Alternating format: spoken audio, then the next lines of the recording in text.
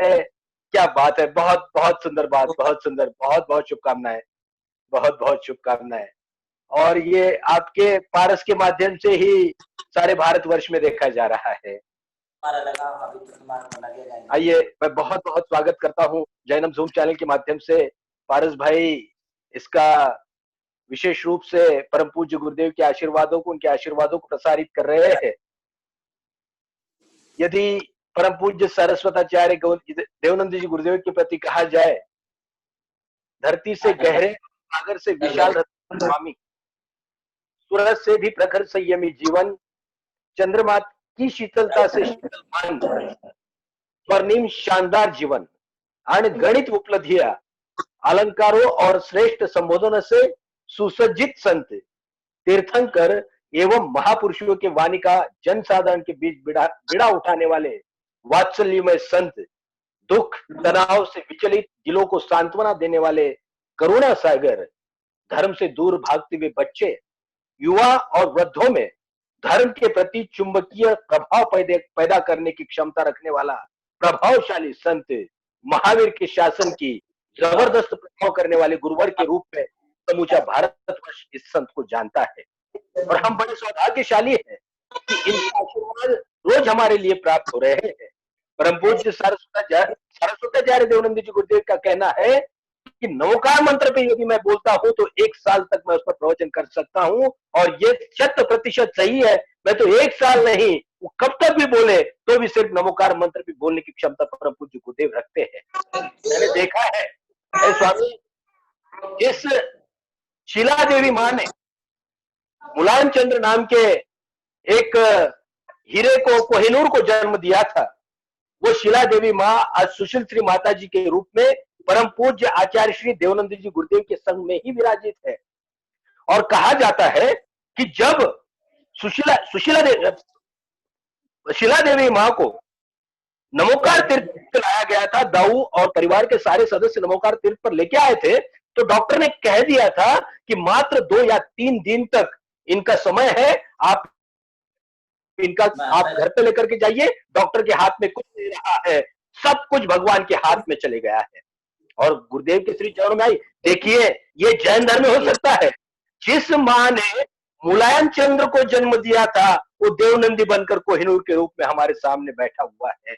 उसी परम पूज्य आचार्य देवनंदी गुरुदेव ने अपनी जन्मदात्री मां को दीक्षा दी और उन्हें सुशीला श्री माता जी के रूप में स्थापित किया। ये बात है 3 से 4 पूर्व की, और आज परम पूज्य सुशीला श्री माता जी हमको सुनती भी है, हमसे बात भी करती है, और जाते ही भर भर कर आशीर्वाद देती है। मात्र जैन संत के आशीर्वादों का परिणाम है। परम पूज्य गुरुदेव के श्री चरणों में पहुंचते हैं और गुरुदेव से निवेदन करते हैं, हे स्वामी, आप तो वहां से खींच के लाने की क्षमता, हमें जीने का मार्ग बताइए। दोनों हाथ जोड़ करके गुरुदेव के श्री चरणों में वंदन करते हैं। नमोस्तु गुरुदेव, नमोस्तु गुरुदेव, नमोस्तु गुरुदेव। और गुरुदेव से निवेदन करते हैं, हे स्वामी, हमें मार्गदर्शन करें, हमें जीवन जीने का मार्ग बताएं। परम पूज्य सरस्वताचार्य यथार्थ निर्देशक देवनंदी जी गुरुदेव।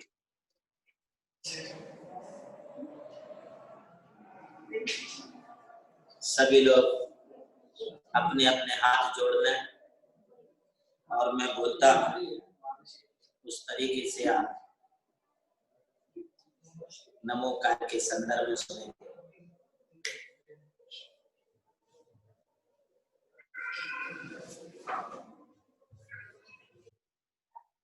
काउण नमोकारम अरिहंताणम कहे सिद्धाणम आयरेव अध्यायाणम दोयमिया सवसा ऐसो पंच नमो यारो सब पाव अपनासिनो मंगलाणम च सर्वेश परमं अवै।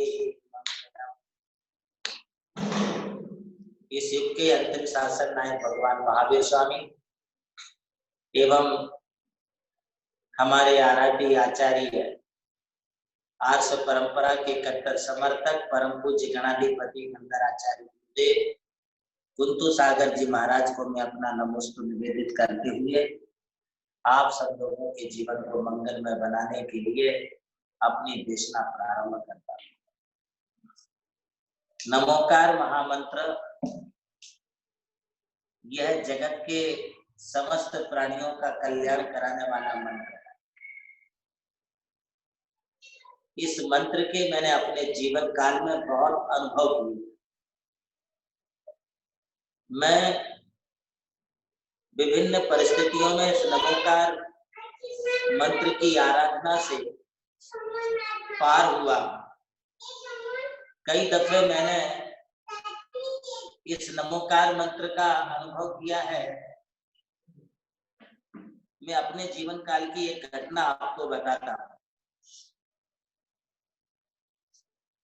मैं 1984 में कर्नाटक में बिहार कर रहा था और बिहार करते समय में मेरे साथ एक और मुनिराज थे और बिहार करते करते जो है हम लोग रास्ता भटक गए। मुझे बाबा नगर जाना था। अंधेरा होने लगा, गर्मी का टाइम, शाम पड़ने लगी। हमारे बिहार का जो सामान था, हमारी जो थैली थी, चटाई का बंडल था, वो साइकिल पर लेकर के चल रहे थे। पहले हम रोड से चले, फिर कच्चे रोड से चले, फिर बैलगाड़ी के रास्ते से चले। धीरे धीरे वो सब रास्ता बंद होता गया और हम जंगल में फंस गए। शाम का समय था, लगभग यही इससे भी कम समय हो गया। और ये समय पर जब रास्ता नहीं सूझने लगा तो फिर मैंने कहा रास्ते में अपन इस जंगल में ही रात बिताएंगे। एक खेत टाइप देखा, हम लोग उस खेत में जाकर के रुक गए, किंतु कहीं आजू बाजू में पानी नहीं था। हमारे पास साथ में चलने वाले बिहार करने वाले लोग थे। बोले गुरुदेव आपके कमंडल में भी पानी नहीं है और हम लोगों को पीने के लिए भी पानी नहीं है, बताइए हम लोग क्या करें। मैंने कहा भैया घबराओ मत, आप जैन धर्म पर श्रद्धा रखो, विश्वास रखो, गुरु पर विश्वास रखो, सब ठीक हो जाएगा। मैंने कहा आप यहाँ से थोड़ी दूर आगे जाओ, वहां पर एक पेड़ है, उस पेड़ के पास में एक छोटा सा गड्ढा है, वहां पर पानी है, आपको जितना पानी चाहिए वहां मिल जाएगा। और सचमुच में मेरा ऐसा बोलना था कि वहां पर उनके लिए पानी मिल गया। लोग सोचने लगे इस जंगल में, इस गड्ढे में इतना पानी, इतना मीठा पानी। मैंने कहा ये सब धर्म का प्रभाव है। अंधेरा होने लगा। अंधेरा होते वक्त जो है लोग घबराए, बोले लोग गुरुदेव यहाँ तो आसपास में भी कुछ भी दिखलाई नहीं पड़ रहा है, ऐसे घनघोर जंगल में भी रात में कोई घटना हो गई या कोई जीव जंतु आ गया, कोई सर्पादि विषैला प्राणी आ गया तो हम लोग क्या करेंगे। मैंने कहा घबराइए मत, आप लोग एक जगह बैठ जाओ, जहाँ को सोना है वहां की जगह निश्चित कर लो। और मैंने अपने साथ उन लोगों का एक पूरा ऐसा राउंड घेरा बना दिया और पिंछी की डंडी से पूरा घेरा बना के मैंने कहा उसमें बैठ जाओ, अब इसमें से कोई बाहर निकलना नहीं, तुम्हारा कुछ नहीं होगा। पूरी रात व्यतीत हो गई। सुबह लगभग भोर हुई, 5, सवा 5, 5:30 बजे होंगे। मैंने कहा चलो अब बिहार करेंगे। तो बिहार करेंगे ये बात सुन करके हम लोग उठे और चलने को तैयार हुए। इतने में 2 बैल एक किसान लेकर के जो है वो आ गया। बोले बाबा जी आपको कोई तीर्थ पर जाना है, या पास में बाबा नगर पार्श्वनाथ भगवान का तीर्थ है, मंदिर है, आप वहां चले जाइए। मैंने कहा हमको वहीं जाना है, किंतु हम लोग रास्ता भूल गए। तब उन्होंने कहा कि चलो मैं आपको रास्ता बताता हूँ। वो अपनी बैल की जोड़ी लेकर के वो मेरे आगे आगे चलता गया, मैं उसके पीछे पीछे चलता गया। और कुछ दूर चलने के बाद, करीब 4-5 किलोमीटर चलने के बाद मुझे रोड लग गया और उजिला भी काफी हो गया था, दिन उगने लगा था। हम लोग आगे आगे बढ़े। जैसे हम लोग रोड पर पहुंचे कि वो बैल की जोड़ी और किसान वहां से गायब हो गया। मैंने आवाज दी भैया हो, बैल वाले भैया हो, भैया कहाँ हैं आप। किंतु वहां पर हमको कोई दिखाई नहीं दे रहा था और हम सुरक्षित बाबा नगर पहुंच गए। ये साक्षात नमोकार मंत्र का प्रभाव था। भूले भटके राहगीरों के लिए नमोकार राह दिखा देता है, सही रास्ता बता देता है। बशर्ते हमारे मन में एक श्रद्धा होनी चाहिए, हमारे मन में एक विश्वास होना चाहिए। तो नमोकार हमारे लिए सिर्फ राह ही नहीं बल्कि भव पार भी लगा देता है। ऐसी इस नमोकार महामंत्र में क्षमता है। मैं थोड़ा सा चंचल स्वभाव का था और चंचल स्वभाव का होने के कारण जो हूँ, तो अब जवानी थी, स्फूर्ति थी, मुनि दीक्षा हुई थी। ये 82 की बात है, 1982 की बात है। धर्मस्थल के पास चारमाड़ी घाटी में हम विहार कर रहे थे। एक पेड़ के नीचे झरने के पास बैठे थे और सब संग बैठा हुआ था। तो मैं क्या हूँ कि पेड़ की डाली को पकड़ करके उठा और वो मुझे हरी हरी दिखी। मैंने सोचा कि शायद ये पेड़ की डाली है, इसको पकड़ करके उठूं। तो उसको पकड़ करके मैं उठ गया। हाथों में थोड़ा सा मुझे गीला गीला नरम मुलायम मुलायम लगा। मैंने उसकी तरफ देखा तो फन फैला करके ऐसा बैठा था। एक्चुअली मैं सांप को पकड़ करके उठ गया और पूरा जोर दे के उठ गया। और जैसे ही उठा और मेरी नजर सांप पर पड़ी कि मैंने वहां से छलांग मारी और करीब 8-10 फुट दूर जाकर के मैं जो हूँ कूद के गिर गया। वो सांप अपना यूं यूं खड़ हिलाता रहा। हमारे गुरुदेव ने कहा, मैंने चिल्लाया, मैंने सांप सांप सांप। गुरुदेव मुझे बोले, अरे बेटा तू उठता है बैठता है, पहले अपनों को देखना चाहिए, बाद में किसी चीज को हाथ लगाना चाहिए। तो कहने का मतलब ये है कि नमोकार मंत्र की श्रद्धा से उस सांप ने भी हमारे लिए कुछ नहीं किया। सांप के तो हमारे साथ में कई दृष्टांत होते रहते हैं। लगता है कि सांप का और मेरा मित्रता है, मेरा उनका घनिष्ठ संबंध है। मैं अभी इस बातों में ना जा करके आपको मूल बात की तरफ लाता हूँ कि एक्चुअली ये नमोकार मंत्र बोलने की परंपरा सिर्फ हमारे तुम्हारे परिवारों से नहीं है। ये आज तक जितने भी सिद्ध भगवान बने हैं ये कभी संसारी थे, उनके परिवारों में भी यही नमोकार मंत्र बोला जाता था।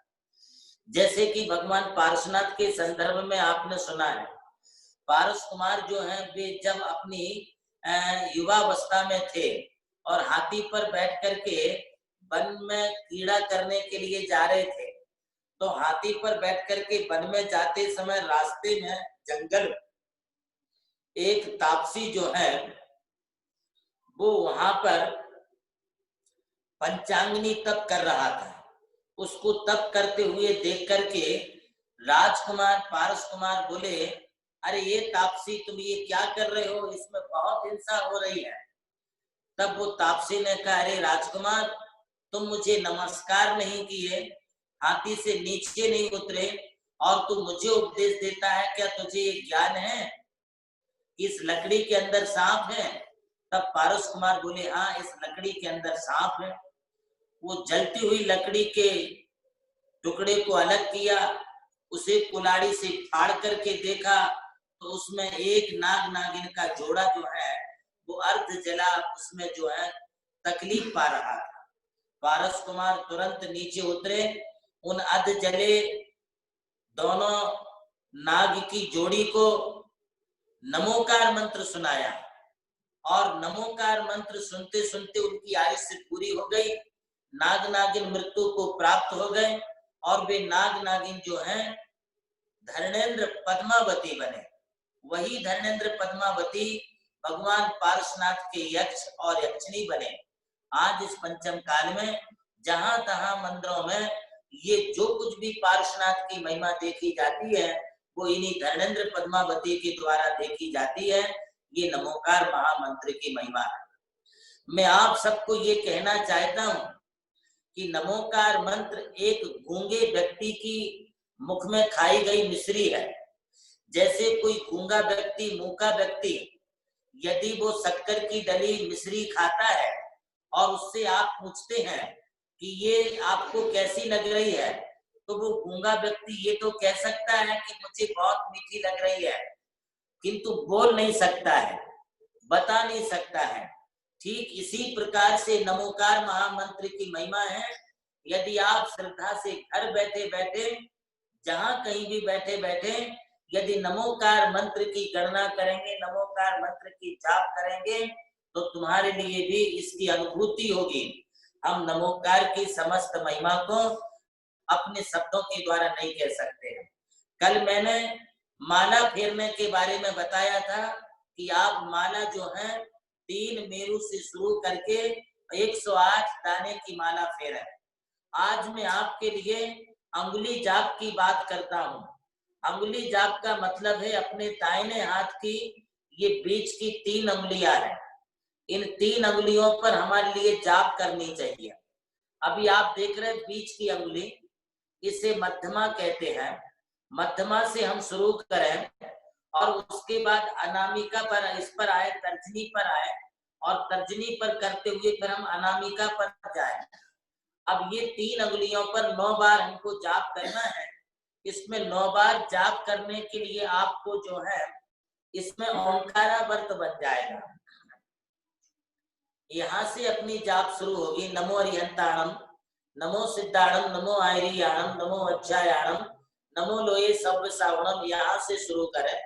दूसरी बार हम यहाँ मंत्र बोले, तीसरी बार हम यहाँ बोले, चौथी बार यहाँ बोले, पांचवी बार यहाँ बोले, छठवीं बार इधर बोले, सातवीं बार इधर बोले, आठवीं बार इधर बोले और 9वीं बार इधर बोल के ये अब जो आकार बना है इसे आप देखेंगे तो हल्का सा इसमें ओम बन गया। तो इसमें ओम बन गया, इसमें 5 परमिष्टि भी आ जाते हैं। अब ये 9 बार हुआ, मतलब 1 हो गया हमारा, 1 का अवसर हो गया। यदि हमारे लिए 1 माला पूरी करनी है तो दूसरे हाथ की ये 4 उंगलियां हैं। 1 अंगुली पर 3-3 पोर हैं, 4 अंगुली पर 12 पोर हैं। इनको हम यदि ऐसा 1 बार होने पर 1 इधर करते हैं और ऐसा हम 9 बार प्रत्येक बार करते करते इसे हम 12 बार यदि पूरा करते हैं तो 12 9 108, हमारी 108 की माला जो है वो पूरी माला हो जाती है।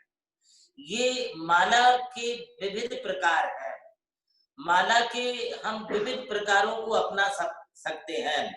हम स्वस्तिका व्रत भी जाप दे सकते हैं, नंदा व्रत में भी जाप दे सकते हैं, शंखा व्रत के रूप में भी जाप दे सकते हैं, किंतु सबसे महत्वपूर्ण जाप है ओंकारा व्रत की।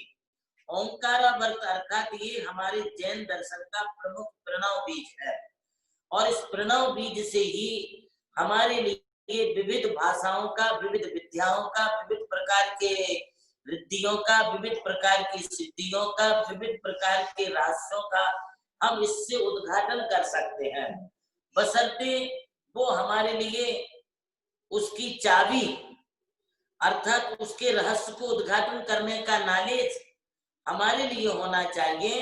यदि वो नॉलेज हमारे लिए है तो हम जो है अपने जीवन में बहुत कुछ रहस्य उद्घाटन कर सकते हैं। इसलिए ओम का महत्व दिया है। देखिए, जब कोई बच्चा जन्मता है ना तो जन्मते समय वह बच्चा अपने मुख से जब भी चिल्लाता है, रोता है तो ओ करके रोता है और ओ में ओम समाया हुआ है। इसी प्रकार जब किसको कोई दुख होता है, किसी को कोई पीड़ा होती है, किसी को कोई वेदना होती है तो उसके मुख से भी ओ निकलता है। मैं आपको एक बात बताऊं, ओम बोलने का अधिकार सिर्फ मनुष्य को ही नहीं है, बल्कि इस ओम बीजाक्षर के लिए हमारी सृष्टि का हर, प्रकृति का हर कण कण बोलता है। जब हवा साए साए चलती है तो इसमें भी आप ओम को सुन सकते हैं, ओम की ध्वनि सुन सकते हैं। जब आप मंदिर में घंटा बजाते हैं तो वहां भी आपके लिए ओम की प्रतिध्वनि सुनाई पड़ेगी।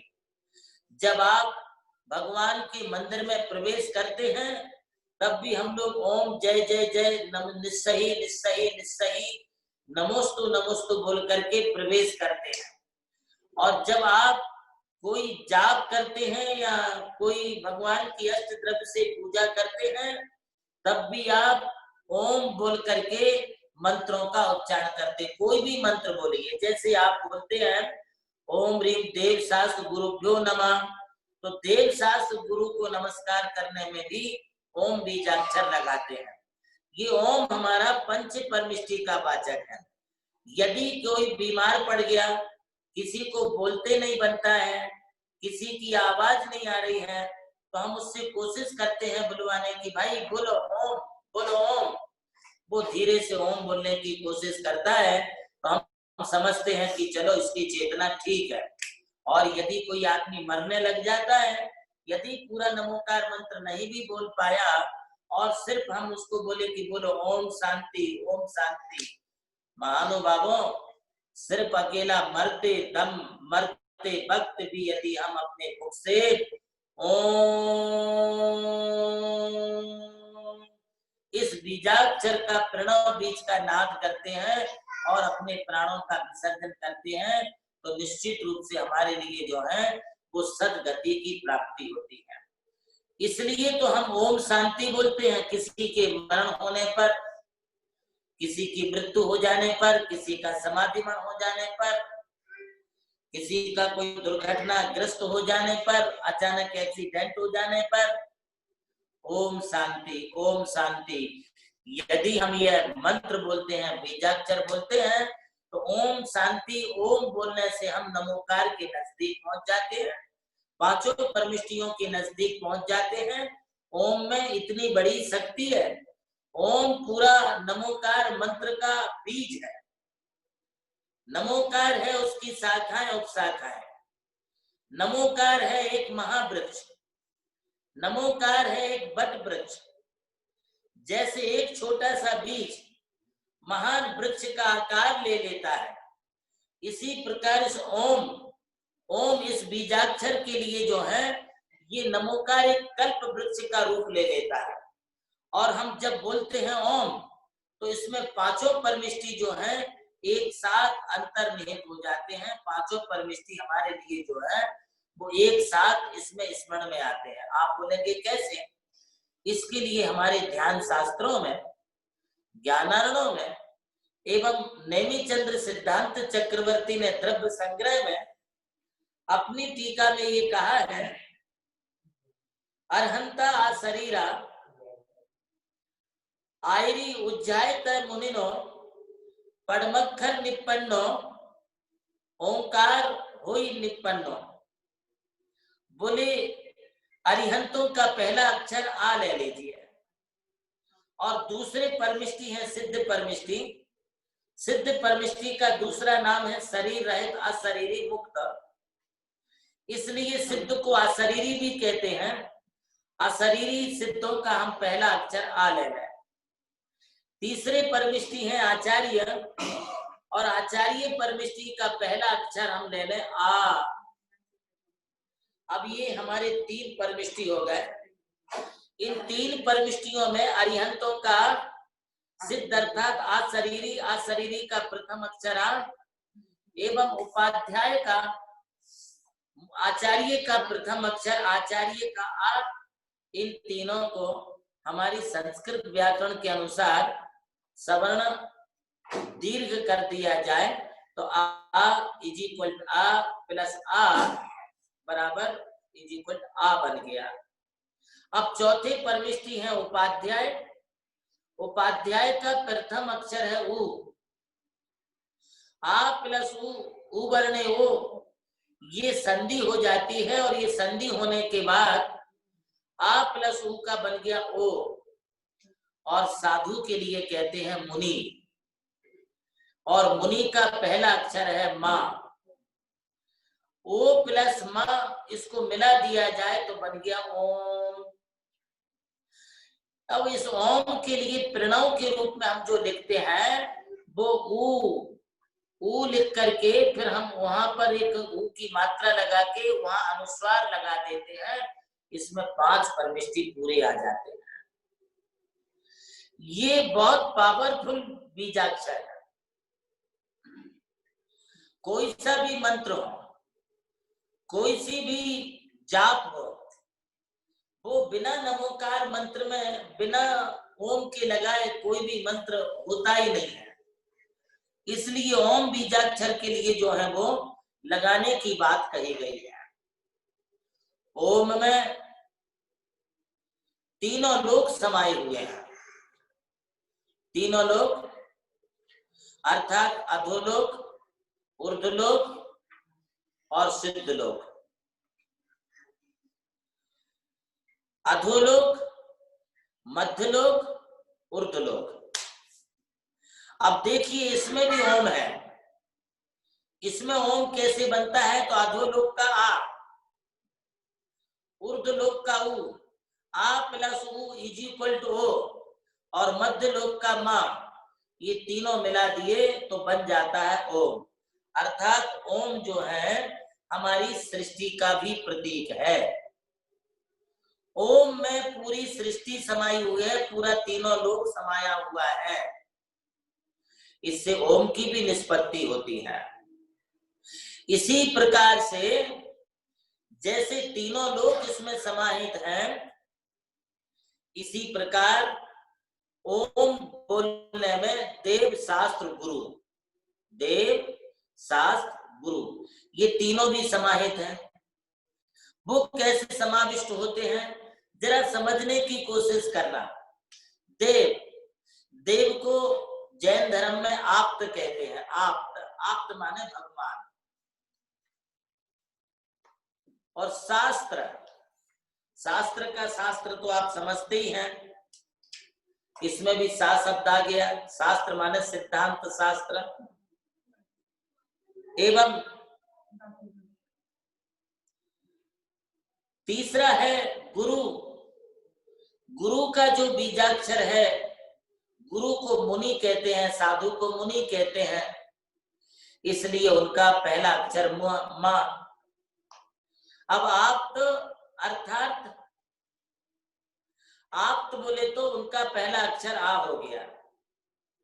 और शास्त्र माने उवाच, जो भगवान ने कहा है उसका पहला अक्षर उ, आ प्लस उ इज इक्वल टू ओ, और गुरु का पहला अक्षर माँ, माँ का पहला अक्षर, मुनि का पहला अक्षर माँ होता है।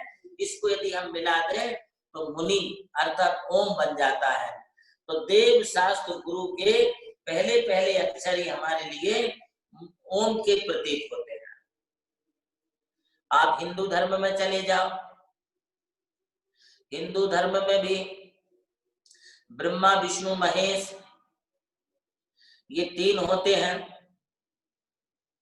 ये तीनों में जो है ब्रह्मा हमारी सृष्टि के रचने वाले हैं, ऐसा कहते हैं। विष्णु इस सृष्टि का पालन करने वाले हैं, और महेश हमारी सृष्टि का संहार करते, ऐसी हिंदू परंपरा में एक मान्यता है। तो ब्रह्मा जी ये उर्वशी के प्रतीक माने हैं, तो इनका पहला अक्षर, और ये आदि ब्रह्मा कहलाते हैं, इसलिए इनका आ ये पहला अक्षर हुआ। इसी प्रकार से हमारे विष्णु हैं, तो विष्णु वे हैं धरती का रक्षण करते, पालन करते हैं। धरती का एक नाम उर्मिला है, इसका पहला अक्षर उ होता है, आ प्लस उ वो हो गया। और महेश, शंकर का दूसरा नाम महेश है, इसका पहला अक्षर माँ हो गया। अब इन तीनों को यदि संधि कर देते हैं तो बन जाता है ओम। इस प्रकार से ओम में ब्रह्मा विष्णु महेश ये तीनों भी अंतर्निहित होते हैं। शायद ही संसार का ऐसा कोई धर्म होगा जो ओम के लिए ना मानता हो। ओम के लिए सभी लोग मानते हैं, सभी लोग ओम के रूप में जो है वो जाप करते हैं, ओम के लिए किसी ना किसी रूप में वो स्वीकार करते हैं। मैं तो यहां तक कह सकता हूं कि यदि कोई किसी रूप में ओम को मानते हैं तो वो किसी ना किसी रूप में नमोकार को मानते हैं। ओंकार को मानना नमोकार को मानना है, ओंकार को मानना नमोकार की मान्यता है, ओंकार को मानना एक प्रकार से जैन धर्म की मान्यता है।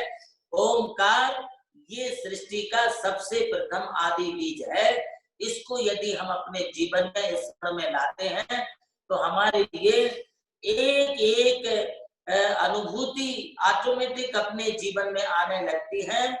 जब हम ओमकार का प्रणव बीज नाद करते हैं, उच्चारित करते हैं, तो ये हमारे अंतस्थ हृदय से निकलता है, हृदय से निकल करके कंठ में आता है, कंठ से तालव में आता है, तालब से जीभ और दांतों में टकराते हुए फिर हमारे ओंठों से टकराता है, ओंठ बंद हो जाते, अंत तो गत्वा हमारे नासिका के स्वर से माँ की ध्वनि प्रतिनिधित होती है। और जब यही ओम हम धीरे धीरे ओम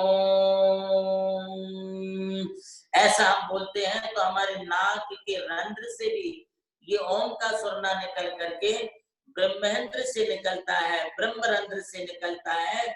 और जब ब्रह्मरंध्र से निकलने लगता है तो हमारी आत्मा अनंत आकाश में अब व्याप्त हो जाती है और हमारे लिए अंतर ज्ञान आत्मज्ञान हो जाता है। इसी आत्मज्ञान के लिए जैन दर्शन में केवल ज्ञान कहा गया है, ये आगम ज्ञान है और ये आत्म ज्ञान है। जब ये आत्म ज्ञान हो जाता है तो हमारे लिए संपूर्ण सृष्टि हमारे लिए अपने हाथों की रेखा के समान स्पष्ट दिखलाई पड़ने लगती है। यह सर्वाणि चराचराणि विधिवत द्रव्याणि तेषां गुणान् पर्यायान् भूत भावि भवता सर्वान् सदा सर्वदा।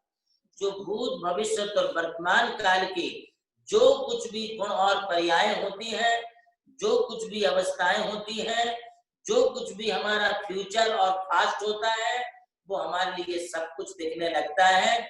आत्मज्ञान की उपलब्धि होना ही नमोकार मंत्र का प्रतिफल है। नमोकार महामंत्र की आराधना हमारे लिए आत्मोपलब्धि की ओर लेके जाती है। इसलिए हम निरंतर ओम का भी उच्चारण करें। ओम के लिए मैं विविध रूपों में कैसे करना चाहिए इस बारे में आपको मैं समयानुकूल बताऊंगा। अभी परसों योगा दिवस आ रहा है। इस योगा दिवस के संदर्भ में भी मैं योग के संदर्भ में आपके लिए जानकारी दूंगा और जैन दर्शन में कैसे योग किए जाते हैं, कैसे प्राणायाम किए जाते हैं, कैसे विविध आसन किए जाते हैं, कैसे हमारे लिए अपना शरीर मन और मस्तिष्क को कैसे शुद्ध रखना चाहिए, कैसे हमारे लिए अपनी वाचा शुद्धि करनी चाहिए, कैसे हमारे लिए प्राण वायु की शुद्धि करनी चाहिए, कैसे हमारे लिए अपने हृदय की शुद्धि करना चाहिए। योग के द्वारा हम बिना दवाई लिए, बिना मेडिकल साइंस का सहारा लिए, बिना किसी प्रकार का उपचार लिए हम अपने शरीर को कैसे स्वस्थ रख सकते हैं, यह सिर्फ तुम्हारे लिए यदि कोई बता सकता है तो वो योगा के द्वारा बताया जा सकता है।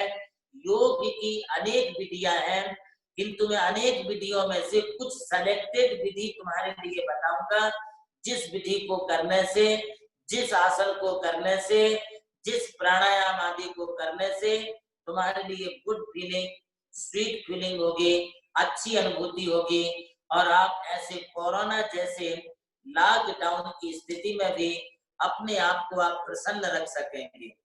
प्रसन्नता का मूल मंत्र योग के माध्यम से आपके लिए मैं बताऊंगा। साथ ही साथ नमोकार महामंत्र के बारे में अभी हमारा सब्जेक्ट क्लोज नहीं हुआ है, शायद ये लगातार अभी चलता रहेगा जब तक आप सुनते रहेंगे। मैं आज आपको नमोकार की अंगुली जाप एवं ओंकार की निष्पत्ति के बारे में बोल करके अपने उद्बोधन को यहीं पर विराम देता हूँ। सत्येंद्र जी जैन आरोग्य मंत्री कोरोना परम पूज्य सरस्वती जय बोलो परम पूज्य सरस्वताचार्य देवनंदी जी गुरुदेव की जय। कहते हैं कि जब बसंत आता है तो प्रकृति मुस्कुराती है और जब संत आता है तो संस्कृति मुस्कुराती है। अरे वास्तव में बिल्कुल संस्कृति के सम्मुख बैठने का सौभाग्य हमने यहाँ पर प्राप्त किया है। आज हमारे औरंगाबाद महानगर के बहुत ही प्यारे और सबके बहुत लाडले आदरणीय श्री मानिक भाऊ गंगवाल, इनका जन्मदिन है। साथ ही हमारे पारस भाई के काका जी और भक्ति में सदैव समर्पित व्यक्तित्व आदरणीय अशोक जी लोहाड़े, इनका भी आज जन्मदिन है। और परम पूज्य गुरुदेव के प्रति सदैव समर्पित व्यक्तित्व आदरणीय कटकेसर सोलापुर, इनका भी आज जन्मदिन है। गुरुदेव के आशीर्वाद उनके लिए प्राप्त हो रहे हैं। और आदरणीय अशोक जी पहाड़े मालेगांव, इनकी आज शादी कई सालों पहले हुई थी, उनके शादी की सालगिरह आज है। गुरुदेव मैं थोड़ी सी क्षमा आपसे चाहता हूं, क्योंकि आज के इस अवसर पर आदरणीय सुमेर जी काले साहब अपनी श्रद्धा आपके चरणों में रखना चाहते हैं और आदरणीय मानिक भाऊ को अपनी शुभकामनाएं देना चाहते हैं। मैं निवेदन करूंगा आदरणीय सुमेर जी काले साहब से, कृपया अपने जय श्रद्धा रखे।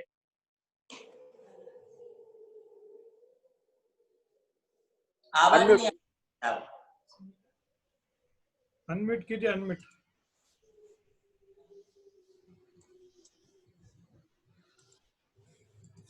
आवाज नहीं येते, आवाज नहीं। अनम्यूट कीजिए। साहेब आवाज नहीं आ रही। आपका मोबाइल अनम्यूट कीजिए, मोबाइल। सुमेश जी आवाज येत नाही सर, आवाज येत नाही अजिबात। अनम्यूट करा मोबाईल ना। कौन है? अभी भी नहीं आ रही। नो आवाज, नो साउंड। गुरुदेव प्रति थोड़ी सी याच्या प्रति बोलता है मालिक भाऊ। सुमेश जी आपकी आवाज नहीं पहुंच रही हम तक, शायद अपनी भी आवाज उन तक नहीं जा रही है। नंतर कधी बोलून तुमच्या। हाँ प्रवीण जी, जब तक दूसरा ले लो उनको फोन पर बताइए। जय गुरुदेव, जय गुरुदेव। हम क्षमा चाहते हैं, कुछ तकनीकी कारण से आदरणीय सुमेश जी काले साहब की आवाज हम तक नहीं पहुंच पा रही है। मैं निवेदन करूंगा हमारे आदरणीय पारस भाई से कि वे कृपया आज के चर्चा समाधान का प्रारंभ करें, और मैं निवेदन करूंगा हमारे सुमित खेड़कर को कि आज के आरती भैया आपको ही परम पूज्य गुरुदेव के श्री चरणों में समर्पित करनी है। तुमका आवाज येत नहीं है पारस भाई। हाँ, क्या प्रश्न सवाल जवाब का दौर, आज की चर्चा समाधान का दौर शुरू करते हैं। जो भी महाराज जी से प्रश्न पूछना चाहता है, अपनी जिज्ञासा का समाधान चाहता है, वो मोबाइल के राइट कॉर्नर में मोर नाम का बटन है, उस मोर नाम के बटन में नीचे रेज हैंड करके एक बटन है, उस बटन पे क्लिक करें। रेज हैंड करेगा, उसे ही जवाब सवाल पूछने का मौका दिया जाएगा। सभी से निवेदन है रेज हैंड करे, उसके बिना किसी को मौका नहीं मिलेगा। मैं सबसे पहले बुलाना चाहूंगा तो अर्चना जी कासलीवाल। अनम्यूट कीजिए अपना फोन, हमारी बहन आ गई। अनम्यूट कीजिए, अनम्यूट। सब भूल जाते मेहमान। हेलो, नमस्ते गुरुदेव। बोलिए बोलिए। आशीर्वाद भाई। असार्वकालिक मौन और सार्वकालिक मौन क्या है? हॅलो, फिर से बोलो। येतोय का आवाज? येतोय आता? असार्वकालिक मौन और सार्वकालिक मौन। जो कुछ समय के लिए क्रिया करता है। आवाज नहीं आ रही रे। नेटचा इश्यू आहे थोडासा, नेटचा। नेटचा इश्यू है, नहीं जो नेटचा प्रॉब्लेम है। मौन धारण किया जाता है वो असार्वकालिक मौन है, और जो तर मला यांना शुभेच्छा द्यायच्या आहे ना भाऊ आता। सार्वकालिक मौन है। हमेशा जो किया जाए वो ट्राय करतो मी 1-2 मिनिटं। चालेल आवाज नहीं आ रही। ते बरं। नेटचा प्रॉब्लेम, हॉटस्पॉट प्रॉब्लेम। चालेल चालेल चालेल, ओके। काला जी का आवाज शुरू हो गया क्या? मुझे बोलते थे सर्विस फोन साइकिल साइड का बोल रहे थे कोई कोई। हेलो, अपन अगला अगला प्रश्न लो। काला जी का शुरू हो गया क्या? देखना पड़ेगा। आवाज आप हाँ हो गया, चालू हो गया, चालू हो गया। हाँ बोलिए बोलिए। जय जिनेंद्र। हॅलो, आवाज येतोय का प्रवीण जी? हाँ येतोय येतोय। अभी आ रही आवाज जैसा। आवाज येतोय का प्रवीण जी? आ रहा है, आपका आवाज आ रहा है। हाँ, नमस्तु गुरुदेव, नमस्तु। आशीर्वाद नमस्ते गुरुदेव। गुरुदेव आज भाऊ का बर्थडे है आज 25। आपका आशीर्वाद उन्हें हमेशा प्राप्त है, उनके हाथ से समाज की सेवा हो। आपका आशीर्वाद उनको मिलता रहे और वो हमारा मार्गदर्शन करते रहे, यही शुभकामना। हेलो हेलो, आप बोलिए ना। आवाज येतोय का माझा? आ रहा है आवाज आ रहा है आपका, बोलिए ना। हाँ गुरुदेव, नमस्ते गुरुदेव। आ रहा है, आप बोलते जाइए, आवाज आ रही है आपकी। नमस्ते गुरुदेव, नमस्ते। हाँ आशीर्वाद आशीर्वाद। आज माणिक भाऊ का बर्थडे है, मतलब उनको बहुत बहुत शुभकामनाएं हमारे सबकी तरफ से। आपका आशीर्वाद उन्हें निरंतर मिलता ही है। मैं तो हमें उनसे तो आपके बिना तो उनकी होती नहीं, वो आपके पहले मिलते हैं कुछ भी हो। आज लॉकडाउन पीरियड के इससे आ नहीं पा रहे हो, तो आपका आशीर्वाद तो मिल रहा है उनका बिल्कुल। पारस जी मैं आशीर्वाद दे दूं उनके लिए। हाँ महाराज जी, आज उनका 75वां जन्म दिवस है। इस अवसर पर हमारे ज्येष्ठ श्रेष्ठ कार्यकर्ता, समाज के कर्ता धर्ता, अनेक तीर्थ क्षेत्रों के ट्रस्टी, जटवाड़ा आदि तीर्थ क्षेत्रों के विशिष्ट कार्यकर्ता, औरंगाबाद समाज के अग्रगण्य श्री मानिक भाऊ गंगवाल को 75वीं जन्म जयंती के अवसर पर मैं उन्हें बहुत बहुत आशीर्वाद प्रदान करता हूँ। वे अपनी आयु को निरोगता पूर्वक दीर्घायु रह करके इसी प्रकार से समाज में उत्तरोत्तर कार्यों को करते रहें और उनकी गुरु भक्ति उत्तरोत्तर बढ़ती रहे, ऐसा मैं उनके लिए आशीर्वाद प्रदान करता हूँ। इसी प्रकार से इसी अवसर पर मैं श्री अशोक जी लोहाड़े सीए, चार्टर्ड अकाउंटेंट, नासिक निवासी को भी जन्मदिन की शुभकामनाएं देता हूँ। श्री मनोज जी काला, नांदेड़ निवासी को भी जन्मदिन की मैं बहुत बहुत मंगल कामनाएं देता हूँ, शादी की सालगिरह की कामनाएं देता हूँ। एवं श्री अशोक जी पहाड़े, डॉक्टर अशोक जी पहाड़े मालेगांव को भी मैं बहुत बहुत आशीर्वाद प्रदान करता हूँ। एवं इस अवसर पर हमारे रविंद्र जी कटगे सर, उनको भी मैं सोलापुर से हैं, बहुत बहुत उनके लिए आशीर्वाद देता हूँ। और इस अवसर पर मैं ये कहना चाहूंगा कि हमारे आप सरकार के आम आदमी पार्टी के श्री सत्येंद्र जी जैन दिल्ली आरोग्य मंत्री, इनको कोरोना पॉजिटिव निकला है।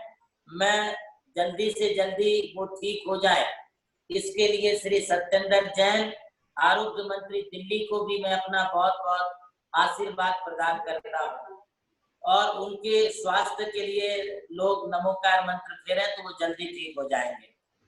अब आंसर क्वेश्चन शुरू करिए। अगला प्रश्न है जिनेन्द्र जी जैन शाहगढ़। महाराज जी नमस्ते। नमस्ते महाराज जी। महाराज जी नमस्ते। बोलिए जी। हाँ सर। महाराज जी नमस्ते। बोलो सेठ जी, आशीर्वाद। महाराज जी हमारा प्रश्न ये है कि जैसे अपन वो का फिर जो जाप का वो करते हैं तो उसमें वो आगे ओम बोलना चाहिए कि नहीं? नहीं, जब हम नमोकार मंत्र जपते हैं तो इसमें कोई भी बीजाक्षर कम और ज्यादा मत करो, इसको इसी रूप में बोलिए। यदि किसी गुरु ने तुम्हारे लिए नमोकार मंत्र बोलने के लिए अलग से मंत्र लिख के दिया है, तभी उस मंत्र में लिखे हुए बीजाक्षरों को जोड़ करके बोलना चाहिए, अन्यथा आप बिना ओम जोड़े ही नमोकार मंत्र को शुद्धता पूर्वक बोलिए, इससे बहुत लाभ है। नहीं तो मैं किसी ने बताया था तो मैं पहले ओम नमो ओरियंताम ओम नमो सिद्धाम ऐसा बोलते हैं, नहीं बोले क्या? नहीं बोलना, नहीं बोलना। नमो ओरियंताम नमो सिद्धाम बोले, बस नमो ओरियंताम इतना ही बोलना चाहिए। नमस्ते महाराज। अगला प्रश्न है विनोद जी पाटनी। नमस्ते गुरुदेव। नमस्ते। हाँ बोलिए विनोद जी। मेरा सवाल ऐसा है, आत्मा नश्वर है, आत्मा कभी मरती नहीं, तो आत्मा सुसाइड को आत्महत्या क्यों कहते? हाँ बहुत अच्छा प्रश्न किया आपने। देखिए, किसी के मर जाने पर अपन यही कहते हैं कि फलाना आदमी मर गया, फलाना आदमी मर गया, अपन ऐसा बोलते किसी के भी मर जाने पर, किंतु वो आदमी मरता, आत्मा नहीं मरती है। इसी प्रकार से कोई सुसाइड करता है ना, तो सुसाइड करने से आत्मा को बड़ा दुख होता है और आत्मा को दुख होने से आत्मा जो है पीड़ित होती है और सुसाइड करता है वो दुर्गति में जाता है। इसलिए ऐसा कहा जाता है कि उसने सुसाइड कर लिया, आत्महत्या कर ली। मतलब जैसे किसी की हिंसा करना, किसी का मर्डर करना पाप है, वैसे अपनी आत्मा की हत्या करना, आत्मा को सुसाइड करना भी बड़ा गुनाह होता है। आत्मा तो अजर है, हर गति में रहने वाली है, किंतु आत्महत्या करके मरने से वो 84 लाख योनियों में वो आत्मा भटकती रहती है, जन्म मरण करती रहती है। ये उसे जो है आत्महत्या कहा है, सुसाइड कहा है। अगला प्रश्न चंदा जी चूड़ीवाल। नमस्ते गुरुदेव। बोलिए। नमस्ते गुरुदेव। गुरुदेव, नमोकार मंत्र लिखना ज्यादा अच्छा है कि माला करना ज्यादा अच्छा है?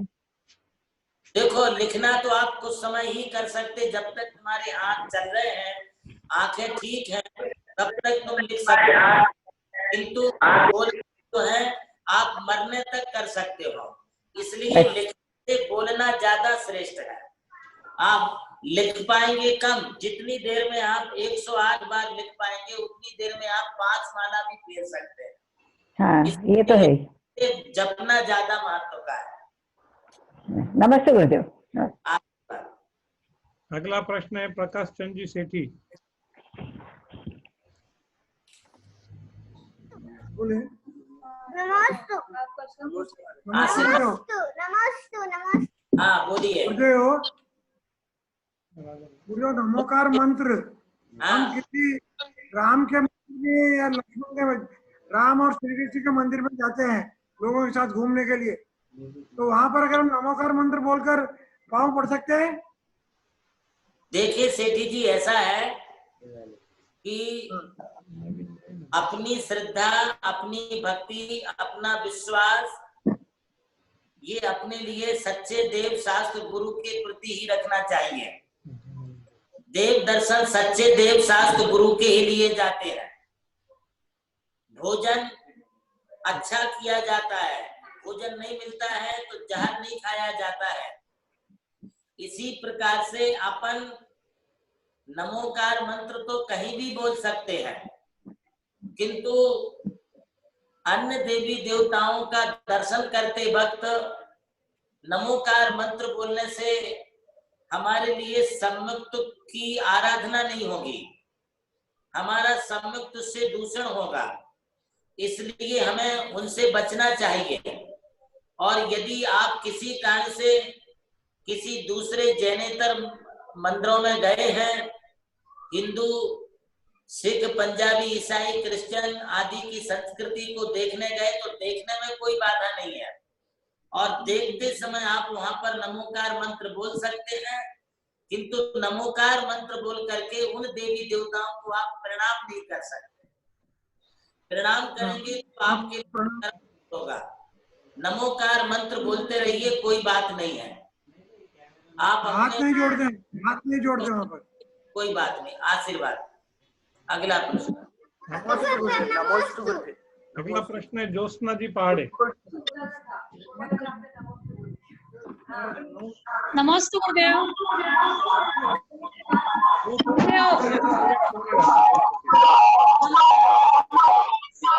एक फोन कीजिए आप। रवि भैया आपके यहाँ 2 नमस्ते गुरुदेव। परिणाम पर व्रत अपन जपते हैं, परिग्रह व्रत, अनुव्रत, तो उसमें अपन चीजों के थोड़ा सा परिमाण लेते हो, उसका क्या होगा फल? देखिए, देश सर्वतो अणुमहति। यदि हम थोड़े पापों का त्याग करते हैं, थोड़े व्रतों का करते हैं, तो उसे अणुव्रत होता है। और अणुव्रत धारण करने से अपने श्रावक जीवन की सार्थकता होती है। जो थोड़े थोड़े व्रतों को लेते हैं, अहिंसानुव्रत, सत्यानुव्रत आदि का जो पालन करते हैं, तो उनके लिए स्वर्ग की प्राप्ति होती है और परंपरा से मोक्ष की प्राप्ति होती है। इसलिए कहते हैं कि यो श्रावक व्रत पाल स्वर्ग सोनम उपजावे, कहते चाहे नर जन्म पाए मुनि हो जावे। जो श्रावक के व्रतों को पालते हैं वे 16वें स्वर्ग तक जाते हैं, वहां से आकर के मनुष्य बन के तप करके फिर मोक्ष प्राप्त कर लेते हैं। ये छोटे छोटे व्रतों को पालन करने का फल है। अगला प्रश्न।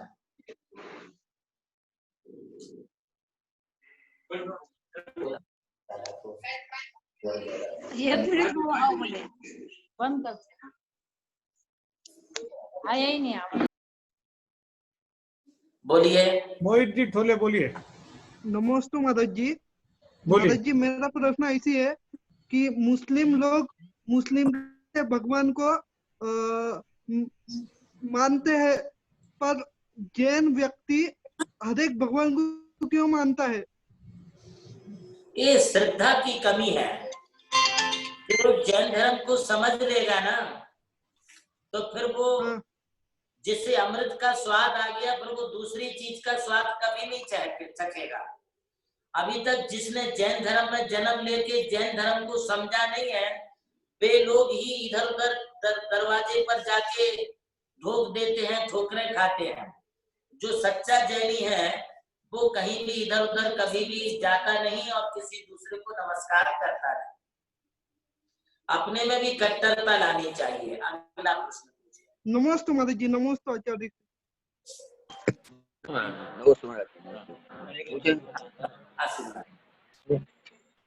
नमस्ते महाराज जी। अगला प्रश्न रजनीश जी सांदेलिया, बोलिए। हमारा प्रश्न महाराज जी जो है कि गौशाला बनवा रहे हैं, उसमें बाहर मानस्तंभ बनवा सकते हैं, पूजन जरूरी तो नहीं रहती उसमें? समझ में नहीं आया भैया, क्या बोले? गौशाला का काम चल रहा है, उसमें बाहर मानस्तंभ बनवा सकते हैं, उसकी पूजन जरूरी तो नहीं रहती डेली?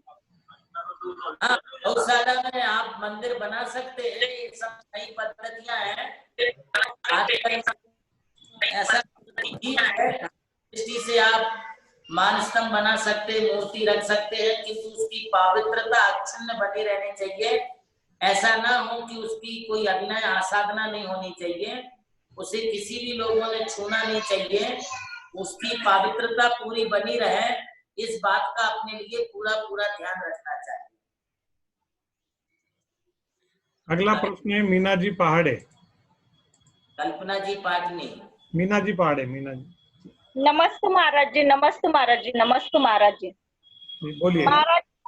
महाराज जी, हम घर पे विधान करते हैं, अभी लॉकडाउन है तो कभी समय के अभाव में विधान का दोहा न बोलते हुए नीचे के अर्घ बोले तो चलते हैं क्या? हाँ, यदि आपके पास टाइम है तो आप पूरा छंद बोल के फिर आप अर्घ्य चलाइए मंत्र बोल के, और यदि टाइम है तो सिर्फ मंत्र बोल के भी आप यदि अर्घ्य चलाते हैं तो भी चलेगा। ठीक है महाराज जी। नमस्ते महाराज जी। नमस्ते। अगला और आज का अंतिम प्रश्न है महावीर जी ठोले, औरंगाबाद। बोलिए महावीर गुरुदेव। अभी विनोद पाटने ने प्रश्न पूछा, उसके आधार पर ही मेरा प्रश्न है कि जब श्रद्धांजलि देते हैं तो मृतात्मा को श्रद्धांजलि अर्पित करते हैं, मृतात्मा को सदगति मिले ऐसा बोलते हैं, तो वो भी कहीं सही है कैसे? फिर से बोलिए महावीर जी। अभी जो विनोद पाटने ने प्रश्न पूछा उसके आधार पर ही प्रश्न है कि जब श्रद्धांजलि देते हैं तो मृतात्मा को सदगति मिले ऐसा बोलते हैं। जी जी, देखिए ऐसा है, ये सब सहानुभूति की बातें हैं और ये लोकाचार है, ये व्यवहारिक कार्य हैं, ये सामाजिक दृष्टि से ऐसा करने से हमारे सामाजिक परिपाटियों का पालन होता है और दिवंगत आत्मा के प्रति हमारी सद्भावनाएं होती है। तो हम जो भी भावाभिव्यक्ति करते हैं, इन भावों का आदान प्रदान निश्चित रूप से होता है। इसलिए जो श्रद्धांजलि करते हैं, शोक सभा करते हैं अथवा पुण्यतिथि मनाते हैं, तो इसके पीछे का उद्देश्य यही है कि हम उनके किए हुए कार्यों को याद करें और जैसे वो सद कार्य करते करते इस संसार से विदा हुए हैं, वैसे हम भी कुछ अच्छे कार्य करके संसार से विदा हो। इसी तरह से जैसे हम भगवान महावीर जयंती, महावीर निर्वाण उत्सव मनाते हैं, तो महावीर भगवान यहाँ नहीं है, किंतु उनकी याद में उनके गुणों को हम याद करते हैं, तो इससे हमारे लिए आध्यात्मिक दृष्टि से पुण्य का लाभ होता है, धर्म का लाभ होता है। इसी प्रकार किसी जाने पर श्रद्धांजलि दी जाती है, उससे जो है अपने लिए एक सामाजिक परिपाटी लोकाचार का पालन होता है। अगला आज का सवाल जवाब का दौर हम यही खत्म करते हैं और चलते हैं प्रवीण जी लोहाड़े की ओर। प्रवीण जी लोहाड़े। आइए, आज के महाआरती के समय में हम पहुंच गए हैं। आज जिनके जन्मदिन का हिरक महोत्सव है, परम पूज्य गुरुवर के श्री चरणों में लगातार सदैव श्रद्धा जो समर्पित करते हैं, हम औरंगाबाद वासियों के लिए नहीं अपितु समूचे महाराष्ट्र के जैन समाज के लिए जो वंदनीय है, ऐसे आदरणीय मानिक भाऊ गंगवाल को जन्मदिन की बहुत बहुत शुभकामनाएं देते हुए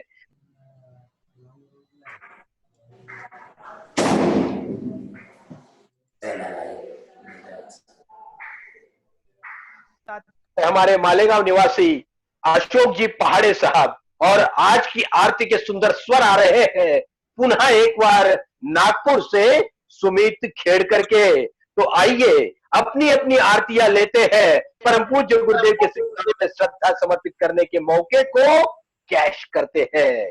आवाज है सुमित खेड़कर की और श्रद्धा है आप सबकी, साथ में मानिक भाऊ गंगवाल और अशोक जी पहाड़ी। प्रारंभ करें। आवाज नहीं सुमित भाई, आवाज नहीं सुमित भाई, आवाज नहीं सुमित भाई, आवाज नहीं। बोलिए परम पूज्य आचार्य श्री देवानंद जी गुरुदेव की जय। जय करा गुरुदेव का, जय जय गुरुदेव। सुमित भाई अपनी आवाज सही कर लें।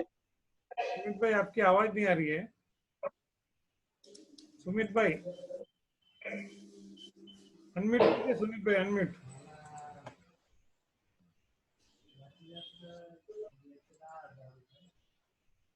बोलिए, आवाज नहीं आ रही सुमित भाई आपकी। बिल्कुल आवाज नहीं आ रही। आप बंद करके वापस चालू कीजिए। आप बोलिए। नहीं ल्यू होके वापस चालू करो। भाई हमारे विपुल भाई साहु जी यदि लाइन पर है, भारत जी। हाँ है। हाँ विपुल भाई को ले लो। विपुल जी आपको आरती पुनः एक बार गाने का मौका मिल रहा है। भैया ये तो मुझे लगता है पुण्य कर्म के उदय का परिणाम है कि विपुल जी के पास पुनः आज आरती आ गई है। प्रारंभ करें विपुल जी। नमोस्तु गुरुदेव, नमोस्तु गुरुदेव, नमोस्तु गुरुदेव। जय जय गुरुवर भक्त पुकारे, आरती मंगल गावे, करके आरती देवनंद जी की मोहत मेरी नश जावे। गुरुवर के चरणों में नमन, ऋषिवर के चरणों में नमन, यतिवर के चरणों में नमन, सूर्यवर के चरणों में नमन। शाहगढ़ में जन्म लिया है धन्य माता, प्रेमचंद जी पिता तुम्हारे, हर्षित मन मुस्काता, नगर में सब जन मंगल गावे हो, नगर में सब जन मंगल गावे, फूले नहीं समावे, करके आरती देवानंद जी की मोहत मेरी नश जावे। गुरुवर के चरणों में नमन, ऋषिवर के चरणों में नमन, यतिवर के चरणों में नमन, सूर्यवर के चरणों में नमन। सूरज सा था तेज आपका नाम मुलायम भाया, बीता बचपन आई जवानी घर से मन अकुलाया, ये सब कुछ तो नाशवान है हो, ये सब कुछ तो नाशवान है, भाव विराग जगावे, करके आरती देवानंद जी की मोहत मेरी नश जावे। गुरुवर के चरणों में नमन, ऋषिवर के चरणों में नमन, यतिवर के चरणों में नमन, सूर्यवर के चरणों में नमन। कुंतु सागर गुरुवर ने तुम्हें दीक्षा दे उद्धारा, देख के तन की कोमलता को देवानंद के पुकारा, चार तरत पर चढ़ गए गुरुवर हो,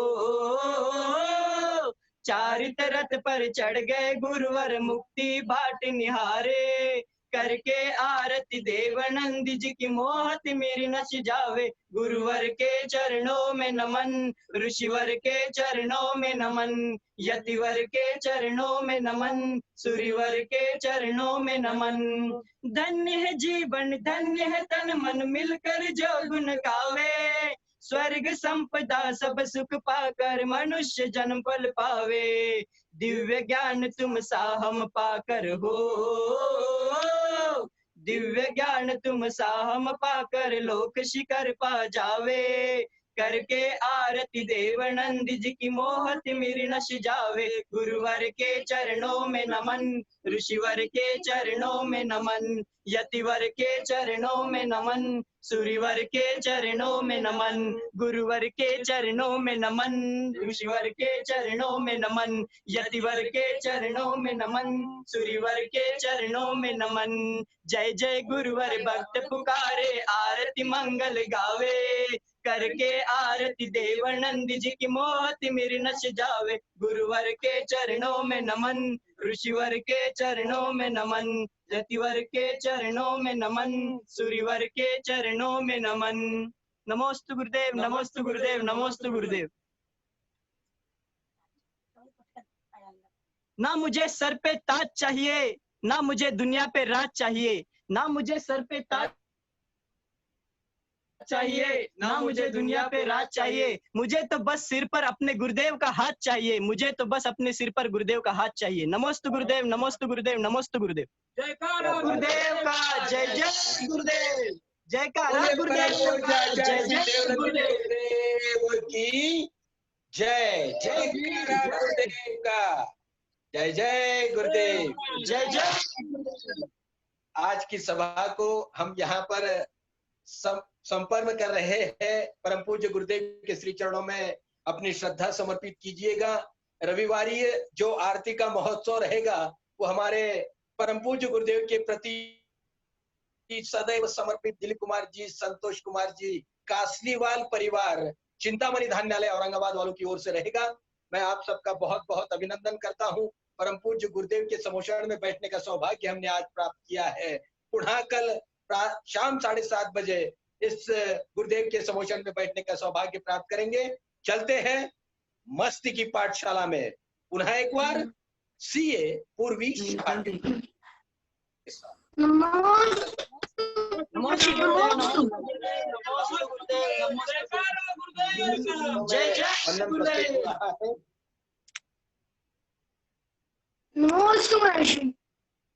नमोस्तु गुरुदेव, नमोस्तु गुरुदेव। नमोस्तु महाराज जी, नमोस्तु महाराज जी।